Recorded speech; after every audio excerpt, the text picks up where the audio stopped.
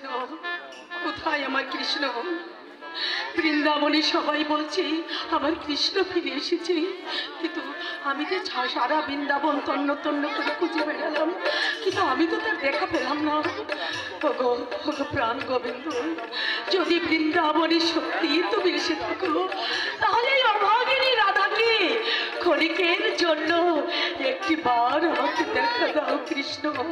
ওই কোথায় তিনি? বললে সে এসেছে। বললে বৃন্দাবনবাসী সবাই বলছে বৃন্দাবনের আকাশ বাতাস তরুলতা, কিন্তু তাকে তো আমি দেখতে পাচ্ছি না। আমিও তো তাকে দেখতে পাচ্ছি না সখা, তবে আমার মন বলছে আমার প্রিয়তম এই বৃন্দাবনে নিশ্চয়ই ফিরে এসেছে। নইলে তুমি দেখছো না চারিদিকে কেমন মন মাতানো পুষ্পগন্ধে ভরে গেছে, আমার কানেও ভেসে আছে তার চরণের নুপুরের ধ্বনি।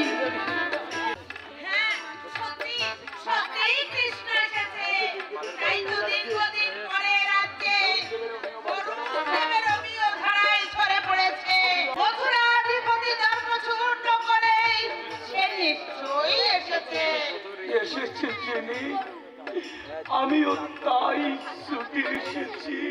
আচার্যদেব আপনি? হ্যাঁ রাই কিশোরী, আমার সারা দেহে আজ কুষ্ঠ ব্যাধিতে ভরে গেছে। এই নরক যন্ত্রণা থেকে তুমি তুমি আমায় মুক্ত করো রাধারানী। আমার এই পাপতে তুমি মুক্তি দাও। একই করছেন, একই করছেন আচার্যদেব। এভাবে আপনি আমাকে অপরাধী সাজাবেন না আচার্যদেব। আমি আপনার মহাপাপ থেকে মুক্তি দেওয়ার কি? রাধারানী, আপনার মনের কামনা বাসনা ওই পাপ হরণকারী জগদীশ্বরের চরণে নিবেদন করুন, তিনি আপনাকে মুক্তি দেবে। হে কৃষ্ণ, তুমি আমার এই মহাব্যাধি নরক যন্ত্রণা থেকে মুক্তি দাও প্রভু। তুমি আমায় মুক্তি দাও।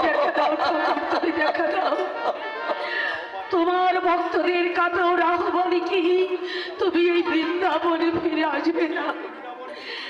সত্যি সত্যি কি এই বৃন্দাবন কৃষ্ণহর বৃন্দাবন হয়ে থাকবে?